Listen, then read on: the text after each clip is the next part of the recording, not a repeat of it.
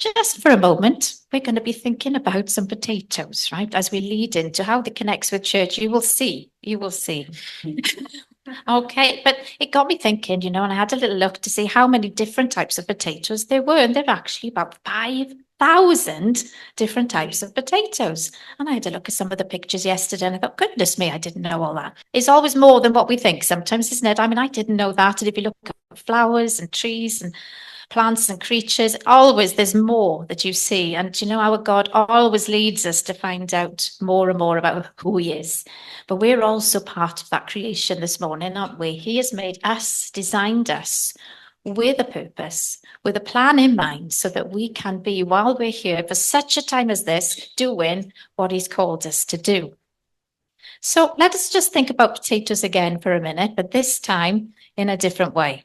Okay, because I just want us to think about this number 1 potato here for a minute. Okay, this is the hesitator.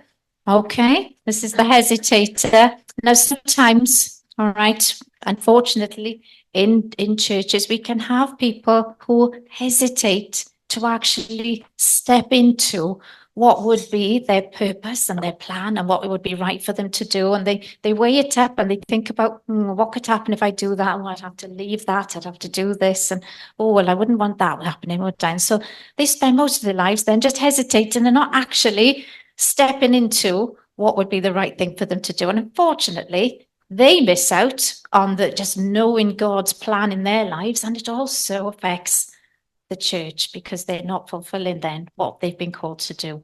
Let's have a look at number 2. Number 2 is the spectator. The spectator loves to watch what everybody else is doing from the sidelines, telling everybody else that they know what their job is and telling them how to do their job, but quite happy to sit down, relax, and to watch what the others are doing. Again, it can affect them, but it also affects the church around them. Let's have number 3. Number 3 is the agitator. All right. And he's just there to stir up a bit of troubles, start quarrels, or to just cause arguments. And they become a hindrance rather than a blessing. And they act as a sort of accuser of the team rather than being part of the team. Let's try the next one. Okay, they're pointing the finger. This is the dictator.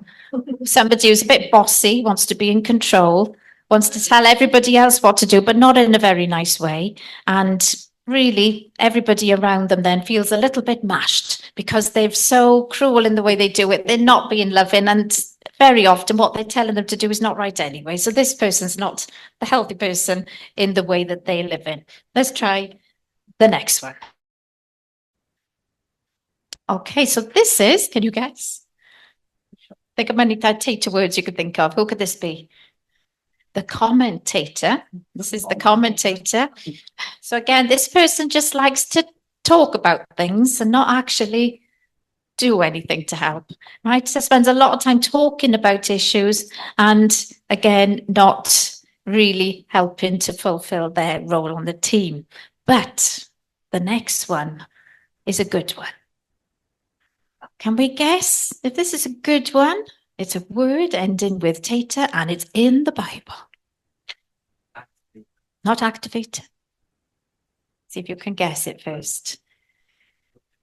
Oh, no. Some good words, though. All good. It's in Ephesians, to give you a clue. Be imitators of God as beloved children, is in Ephesians 5, verse 1 and 2. And walk in love as Christ loved us and gave himself up for us, a fragrant offering and sacrifice to God. This person is what we all need to be. This person has asked Jesus, of course, into their lives, is willing to live out a life that is God-honoring and willing to shine him out to the world around us, so that our lives, like we heard last week with the fruits of the Spirit, just shine him out in the way we speak, the way we make choices, just in our whole manner and character every day. This person is like Jesus. This person is one to be around, all right, because they are gentle, they're loving, they have self-control, they have love and faithfulness. This person is how we need to be. So God, yes, calls us to be an imitator of him, to stand as he is in our world today. But he doesn't want us to do that just on our own, even though that is important.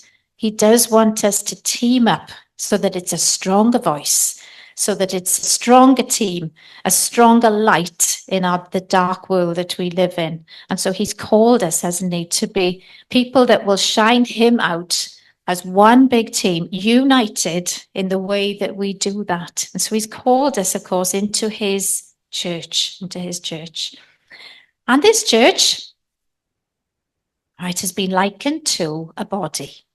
And as a body has head, elbows, shoulders, fingers, all different parts of the body. As I walk over here, I'm not just using my feet, I'm using my brain, I'm using my eyes, I'm using my ears. All the body parts work together. And I need that to happen, don't I? So I can function. Otherwise, I won't be functioning. And so just like that, in Corinthians, the reading there from Paul is that we need to be taking our part then. We need to step in. We need to be willing to shine the light of Jesus and to take on the role that God has made us to do, because we are designed just like all the other parts of creation. And we need to say, God, please use us in your church so that I can team up with other people and be that part that you need me to be. So I'm just going to read just some of the reading from Corinthians here. It says, your body has many parts, limbs, organs, cells, but no matter how many parts you can name, you're still one body. It also says it's one body with many parts, each its proper size and its proper place. No part is important on its own. Can you imagine eye telling hand, get lost, I don't need you? Or head telling foot, you're fired, your job has been phased out. The way God designed our bodies is a model for understanding our lives together as a church. Every part dependent on every other part. The parts we mention and the parts we don't. The parts we see and the parts we don't. If one part hurts, every part is involved in the hurt and in the healing. If one part flourishes, every other part enters into exuberance. You are Christ's body. That's who you are. You must never forget this. So as we step up, God wants us, doesn't he, to be people who will not just watch what's happening, criticize what's happening.